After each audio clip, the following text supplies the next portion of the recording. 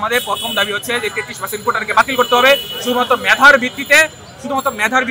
যদি তারাও যদি আসতে চায় তাদেরকে আমাদের মতো বিএসসি ইঞ্জিনিয়ারিং ডিগ্রি কমপ্লিট করে তাদেরকে হচ্ছে আমাদের সাথে পরীক্ষায় বসে তাদেরকে হচ্ছে এখান থেকে তাদের হচ্ছে পদোন্নতি নিতে হবে, প্রমোশন নিতে হবে।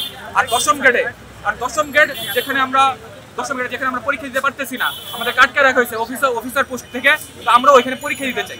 বৈদেশিক অর্থ আসে রেমিটেন্স থেকে, তাই না? এই রেমিটেন্সের জন্য আমরা কি করি? আমাদের দক্ষ বা অদক্ষ কর্মী আমরা বিদেশে সাপ্লাই করি, তাই না? তো ওদেরকে সরকার কারিগরি ক্ষেত্রে এই ডিপ্লোমা, একটা ইঞ্জিনিয়ারিং একটা ছোট্ট একটা ডিপ্লোমা ওদেরকে দেওয়া হয়েছে শুধুমাত্র ওরা যেন দক্ষ কর্মী হিসেবে গড়া হয়। ওরা যদি দক্ষ কর্মী হয়, তার দক্ষ কর্মী হলে আমাদের লাভ হচ্ছে আমাদের দেশে ওরা বিদেশে যাবে, ওরা কাজ করে আমাদের দেশে রেমিটেন্স করবে, বাস এই কারণে। কিন্তু ওরা দেশে ইঞ্জিনিয়ারিং সেক্টরকে কুক্ষিগত করে রাখছে। আপনারা অনেক সময় বলেন বুয়েটে পড়ে ছেলে কেন আপনার হচ্ছে বিদেশে চলে যাচ্ছে, মেধা পাচার হচ্ছে। হবে না তো ভাই, কি হবে? আপনি চাকরি দেন, আপনি চাকরি দিতে পারতেছেন না। 10ম গ্রেডে চাকরি দিচ্ছেন না, 11 গ্রেডে চাকরি দিচ্ছেন না, 12 গ্রেডে চাকরি দিচ্ছেন না। আবার আপনারা অনেকে বলেন যে বুয়েটে পড়ছে তারা হচ্ছে ইঞ্জিনিয়ারিং খাত ছেড়ে তারা বিসিএস এ চলে যাচ্ছে। কি করবে ভাই? আপনি বিগত 1 বছর যাবত আমাদের 40টার উপরে কোনো পোস্ট নাই, অথচ একটা বছরে পুরো বাংলাদেশ থেকে ইঞ্জিনিয়ারিং সেক্টরগুলো থেকে আপনার মাত্র কত হাজার বেরোচ্ছে আপনার কোনো আইডিয়া আছে? 10,000 মানুষের জন্য আপনি 40টা পোস্ট দিতেছেন। বাকি মানুষগুলো কি করবে? না খেয়ে মরবে? আমার মতো না খেয়ে মরতেছে, একে যারা আছে সবাই না খেয়ে মরতেছে ভাই। অন্তত অনেক টিউশন করে চলতেছে। সবার মা বাবার হালত সমান না ভাই, কতদিন বাবা মা চলবে? এরপর আমাদেরকে প্রাইভেটে ঢুকতে হয়, প্রাইভেটে ঢুকে আমাদেরকে কত টাকা স্যালারি অফার করে জানেন? 15,000, 20,000। আমার কাছে কল আসছে, বলছে আমি বলছি ভাই কত? আমার বলছি ভাই কত দিবেন? আপনারা তো বুয়েটের পরীক্ষা আসছেন, তো আপনাদের প্রতি আমাদের একটু বেশি থাকে, আপনাদেরকে আমরা বেশি প্রেফার করি। আর যদি ডিপ্লোমা হয় তাহলে আমরা তাদেরকে একটু কম স্যালারি অফার করি। আমি যে আপনার স্যালারি স্ট্রাকচারটা কত, এটা তো আসলে নেগোসিয়েশন করা হবে। নেগোসিয়েশন কত রেঞ্জের মধ্যে? তো 20 থেকে 25,000। এটা শুনে আমি আর কি বলবো, আমি হতবিহ্বল হয়ে গেছি। সারা জীবন শুনেছি যে এখান থেকে পড়লে বের হলেই চাকরি, বের হলে অনেক সুন্দর স্যালারি, 6 ডিজিট বা 5 ডিজিট যাই বলিস, অনেক সুন্দর স্যালারি হবে। কিন্তু দেখে আমি বলছি ভাই ঠিক আছে, তাহলে আপনি অন্য কাউকে দেখেন,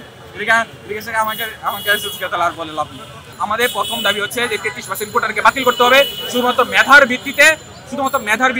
যদি তারাও যদি আসতে চায় তাদেরকে আমাদের মতো বিএসসি ইঞ্জিনিয়ারিং ডিগ্রি কমপ্লিট করে তাদেরকে হচ্ছে আমাদের সাথে পরীক্ষায় বসে তাদেরকে হচ্ছে এখান থেকে তাদের হচ্ছে পদোন্নতি নিতে হবে, প্রমোশন নিতে হবে।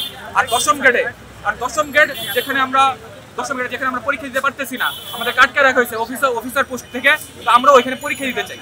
আমরা ওইখানে আমাদের যোগ্যতা আছে কিনা এটা পরের বিষয়, বাকি আমরা পরীক্ষা দিতে চাই। সরকারের কাছে আমাদের একটাই আবেদন যে আমাদেরকে পরীক্ষা দিতে দিন। আমরা কি অপরাধ করছি আমরা পরীক্ষা দিতে পারবো না? 10ম গ্রেডের পুরো দুনিয়ার মানুষ পরীক্ষা দিতে পারতেছে। আমাকে ইঞ্জিনিয়ার সাথে বের করছেন, তাহলে আমাকে এইচএসসিতে আমি গোল্ডেন প্লাস পাইছি বলে আমাকে বলতেছেন যে এই যে পরীক্ষা দেওয়ার জন্য, এই ইঞ্জিনিয়ারিং বিশ্ববিদ্যালয়গুলো পরীক্ষা দেওয়ার জন্য আমি পরীক্ষা দিলাম। পরীক্ষা দেওয়ার পরে সবাই টিকে নাই, আমরা টিকছি গুটি কয়েকজন। তো আপনি বেরও করছেন, আমাদের পিছনে টাকাও খরচ করছেন, এখন আপনি আমাদেরকে চাকরি দিতেছেন, আপনি ডিপ্লোমাকে চাকরি দিতেছেন। আমরা তো চাকরি চাচ্ছি না, আমাদেরকে দয়া করেন না, আমরা তো চাই না আমাদেরকে কোটা দেন। আমরা হচ্ছে আমাদেরকে শুধু পরীক্ষা দিতে দেন, আমরা 10ম শুধু পরীক্ষাটা দিতে চাই। আমরা যদি না টিকে দিয়েন না, আমরা চাই না আমরা এখানে নিতে। আমার থেকে মেধায় যোগ্যতায় যদি একটা ডিপ্লোমার ছেলে একটা পলিটেকনিক যদি টিকে, আমার কোনো সমস্যা নাই ভাই, ওরা টিকো। অবশ্যই মেধাবীদের ইঞ্জিনিয়ারিং সেক্টরে আসতে হবে, কিন্তু ওরা মেধা দিয়ে আসতে চাচ্ছে না। যখনই পরীক্ষার কথা বলা হয় ওরা আসবে না, ওদের এক কথা না আমি আসবো না। আমি কেন আসবো? মানে পরীক্ষার কথা শুনে ওরা ভয় পায়। তাহলে আপনি বুঝতেছেন ইঞ্জিনিয়ারিং সেক্টরে কি দুরবস্থা চলছে। আপনাদের পরবর্তী কর্মসূচি হচ্ছে আমাদের আগামী শনিবার থেকে আমরা হচ্ছে মাঠ পর্যায়ে আমরা এই সমাবেশ শুরু করবো। প্রত্যেকটা ভার্সিটিতে আমাদের হচ্ছে সমাবেশ শুরু হবে, মানববন্ধন শুরু হবে, আমরা হচ্ছে প্রেস ব্রিফিং শুরু হবে প্রত্যেকটা ভার্সিটিতে। বলতে কাদের কথা বলতেছেন? মানে বাংলাদেশের, আপনারা হয়তো এই বিষয়ে অবহিত আছেন যে বাংলাদেশের 4টা তো হচ্ছে প্রকৌশল বিশ্ববিদ্যালয়, তাই না? জেনারেলদের জন্য 4টা প্রকৌশল বিশ্ববিদ্যালয়, বুয়েট এবং হচ্ছে আমাদের জন্য অনেক বিজ্ঞান প্রযুক্তি বিশ্ববিদ্যালয় আছে, তাই না? আমাদের জন্য বিজ্ঞান প্রযুক্তি বিশ্ববিদ্যালয় আছে, আপনার শাহজালাল বিজ্ঞান প্রযুক্তি আছে, তারপরে হচ্ছে আপনার গোপালগঞ্জ বিজ্ঞান প্রযুক্তি আছে, নোয়াখালী বিজ্ঞান প্রযুক্তি আছে, পাবনা বিজ্ঞান প্রযুক্তি আছে, আরও অনেকগুলো বিজ্ঞান প্রযুক্তি বিশ্ববিদ্যালয় আছে। এবং এর সাথে সাথে আমাদের অনেকগুলো ইঞ্জিনিয়ারিং কলেজও আছে। এবং শুধুমাত্র এগুলোই না, আমাদের জন্য যে অন্যান্য যে জেনারেল পাবলিক বিশ্ববিদ্যালয়গুলো আছে, ঢাকা ভার্সিটি বলি, রাজশাহী বলি, জাহাঙ্গীরনগর বলি, সবগুলোতে ইঞ্জিনিয়ারিং ফ্যাকাল্টি আছে, আপনারা হয়তো জেনে থাকবেন, তাই না? তো প্রাইভেট এবং এটার সাথে সাথে আমাদের প্রাইভেট বিশ্ববিদ্যালয়গুলো আছে। তো প্রাইভেট বিশ্ববিদ্যালয় ইঞ্জিনিয়ারিং সাবজেক্ট আছে, ইঞ্জিনিয়ারিং ফ্যাকাল্টি আছে, যেখান থেকে বিএসসি ইঞ্জিনিয়ার বের হচ্ছে, গ্রাজুয়েট হচ্ছে।